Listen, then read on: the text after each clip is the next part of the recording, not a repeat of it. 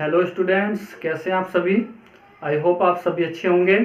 तो स्वागत है आप सभी का हमारे YouTube channel VKH math classes पर। तो देखिए स्टूडेंट्स, आज की हमारी क्लास है कक्षा 10 NCERT बुक गणित, और उसमें टॉपिक चल रहा है हमारा दो चर वाले रैखिक समीकरण, और उसकी प्रश्नावली 3.3 के प्रश्न नंबर 1 के फर्स्ट सेकंड थर्ड जो पार्ट्स हैं वो हमने इससे पहली क्लास में हल कर लिए थे।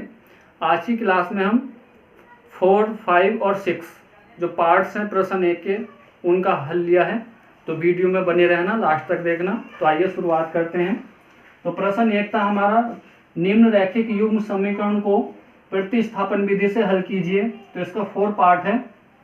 दो रैखिक समीकरण दी है हमें, यहाँ से हमें x y के मान ज्ञात करने हैं प्रतिस्थापन विधि से। तो हम क्या करेंगे, इसको समीकरण 1 मानेंगे, इसको समीकरण 2। तो किसी भी समीकरण 1 या 2 से हम एक चर का मान प्राप्त कर लेंगे, x का मान यानी y के पदों में या y का मान x के पदों में। तो हम यहाँ समीकरण 1 से x का मान प्राप्त करेंगे। तो समीकरण 1 है 0.2x प्लस 0.3y बराबर है 1.3। तो हमने 0.3y का पक्षांतर किया, ये माइनस हो जाएगा पक्षांतर करने पर। अब x के जो गुना में वो बटे में आ जाएगा, 1.3 माइनस 0.3y बटे में आ जाएगा 0.2। तो ये हमारा एक चर का मान हमने प्राप्त कर लिया y के पदों में। इसको हम आगे समीकरण 3 बढ़ा लेंगे। ये मान हमें रखना होता है समीकरण 2 में। यदि हम समीकरण 1 से किसी चर का मान प्राप्त कर रहे हैं x का या y का, तो हमें समीकरण 2 में रखना होता है। यदि समीकरण 2 से मान प्राप्त किया है तो 1 में रखना होता है। समीकरण 2 है हमारा समीकरण 2 से। तो समीकरण 2 था हमारा 0.4x प्लस 0.5y बराबर 2.3। x के स्थान पर रखना है हमें, अभी मान प्राप्त किया था 1.3 माइनस 0.3y बटे में हो जाएगा हमारा 0.2 प्लस 0.5y और बराबर है 2.3। अब देखिए यहाँ बटे से कैंसिल हो जाएगा, यानी दशमलव एक अंक यहाँ बाद में और दशमलव का एक अंक यहाँ। तो दशमलव से दशमलव कैंसिल हो जाएगी और 2 से 4 कैंसिल हो जाएगा 2 बार। अब इस 2 का अंदर गुना करेंगे हम, तो 2 ही का ना 2.23 6 हो जाएगा, माइनस 2 का 0.3 से गुना करेंगे तो 0.6 हो जाएगा y प्लस 0.5y बराबर 2.3। अब संख्या को संख्या की साइड पक्षांतर करेंगे। अब ये दोनों प्लस माइनस हो रहे हैं, घट जाएंगे। तो 0.6 में से 0.5 घटाएंगे तो माइनस का 0.1y बचेगा बराबर 2.3 माइनस पक्षांतर किया हमने 2.6। ये ऐसे ही चलता रहेगा, बराबर घटाएंगे, प्लस माइनस हो रहे हैं, यानी 2.3 में से हमें घटाना 2.6 में से घटाएंगे 2.3 को। तो यहाँ 6 में से 3 गया 3.0 आ जाएगा, यानी माइनस के। तो माइनस के 0.3 बचेगा, ये आ जाएगा बटे में। तो y का मान कितना आया, -0.3 बटा -0.1। पॉइंट के बाद एक अंक ऊपर नीचे, तो पॉइंट से पॉइंट कैंसिल हो जाएगा। तो कितना आ जाएगा, y का मान आ जाएगा हमारा 3। y का मान क्या आ जाएगा, 3 आ जाएगा। अब ये मान हम समीकरण 1 या 2 या 3 में रख सकते हैं और वहां से x का मान प्राप्त करेंगे। समीकरण 2 है, समीकरण जो 3 था हमारा, x बराबर 0.3 माइनस 0.3y बटे 0.2। x का मान प्राप्त करना हमें, y का कितना प्राप्त कर लिया हमें 3। तो 0.3 गुना 3 बटे 0.2 बराबर 1.3 माइनस ये हो जाएगा 0.9 बटे 0.2। घटाएंगे 1.3 में से 0.9 घटाना है, ढाई लेंगे यहाँ से, 13 हो जाएगा, 13 में से 9 जाएंगे तो 4 बचेगा, 0.0 आ जाएगा यहाँ। तो 0.4 बटे 0.2, पॉइंट से पॉइंट कैंसिल हो जाएगा, 2 दूनी 4। तो x का मान क्या आ जाएगा, 2 आ जाएगा। आगे फिफ्थ पार्ट है हमारा √2x प्लस √3y बराबर 0 तथा √3x माइनस √8y बराबर 0 दिया हमें। यहाँ से x y के मान प्राप्त करने हैं हमें, तो यहाँ हम इसको समीकरण 1 मानेंगे, इसको समीकरण 2। यहाँ से भी समीकरण 1 या समीकरण 2 से x y के x का मान प्राप्त कर सकते हैं या y का। तो समीकरण 1 से x का मान प्राप्त करेंगे हम, x का मान।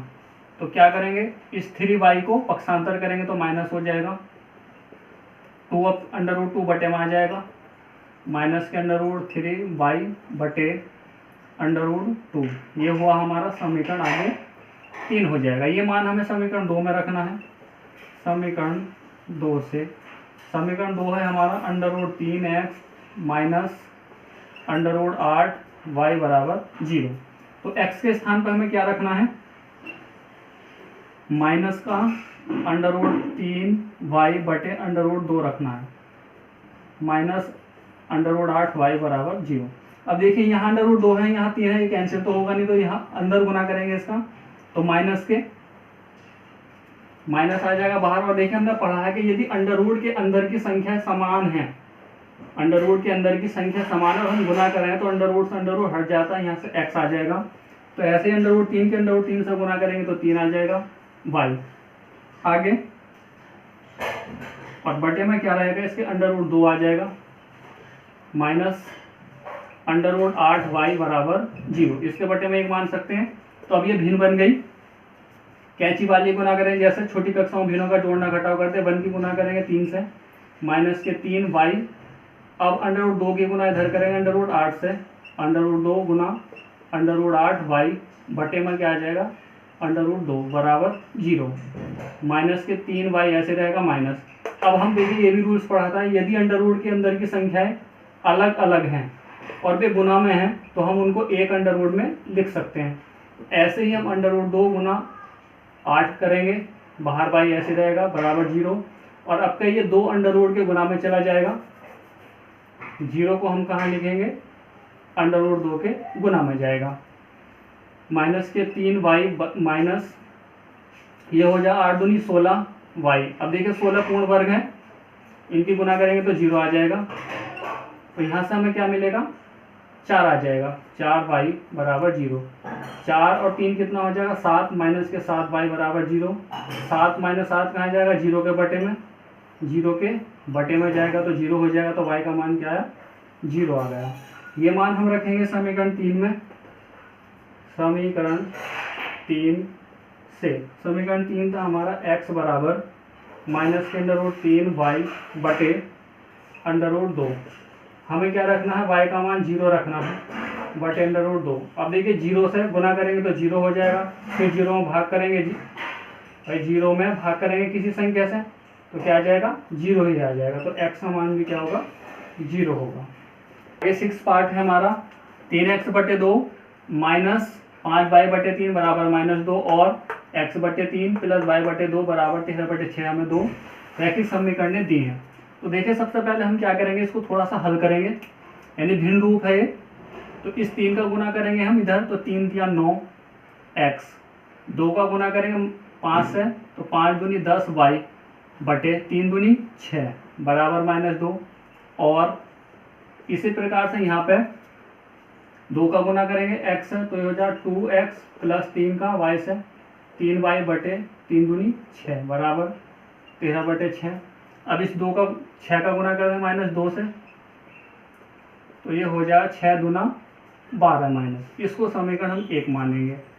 और इसी प्रकार से यहाँ पर 2x प्लस 3y 6 आ जाएगा इधर गुना में, तो 13 गुना 6 बटे 6, 6 से 6 कैंसिल हो जाएगा, तो ये बचेगा 2x प्लस 3y बराबर 13। इसको हम समीकरण 2 मानेंगे।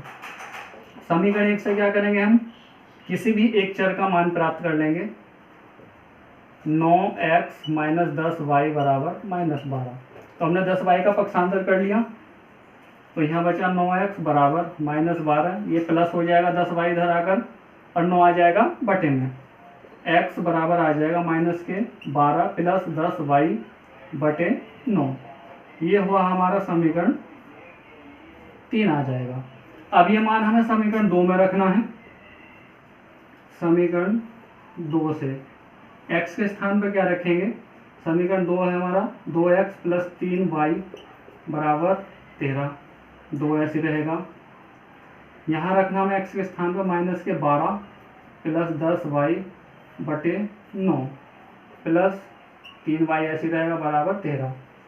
अब इस 2 का पहले अंदर गुना करेंगे तो माइनस के 24 हो जाएगा प्लस 2 ढाई 20 हो जाएगा y बटे 9 प्लस 3y। अब देखिए इसके बटे हम 1 मान सकते हैं क्योंकि ये तो भिन्न रूप है, इसको हमने भिन्न रूप में बदल लिया बराबर 13। जैसे हमने ऊपर हल किया था इनको कैंची ऐसे तिरछी गुना करके ऐसे यहाँ करेंगे तो 1 की गुना इधर करेंगे तो क्या आ जाएगा हमारा 1 का गुना करेंगे तो आ जाएगा माइनस के 24 प्लस, अब 20 से करेंगे 1 की तो 20y आ जाएगा। अब 9 की गुना करनी है हमें इधर 3 से तो 9 तिया 27y बराबर 13। अब नीचे नीचे गुना करेंगे 9 का ना 9। अब देखिए यहाँ पर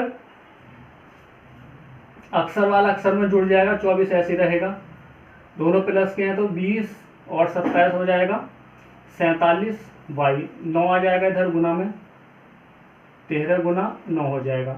आपका संख्या का पक्षांतर करेंगे तो यहाँ से बचेगा हमारा 47y बराबर 13 नम्मा 117, 24 इधर आकर प्लस हो जाएगा 47 ऐसे ही चलता रहेगा बराबर, इन दोनों को प्लस करेंगे तो 4 में 7 जोड़ा ये हो जाएगा हमारा 21 और 20 41, 141 47, 47 से भाग करेंगे हम 141 में तो 3 बार पढ़ा जाएगा, यानी y का मान आ गया हमारा 3। अब ये मान हमें रखना समीकरण 3 में, तो यहाँ लिखेंगे समीकरण, या ऊपर से थोड़ा मिटा लेते हैं, समीकरण 3 से, समीकरण 3 था हमारा x बराबर -12 प्लस 10y बटे 9।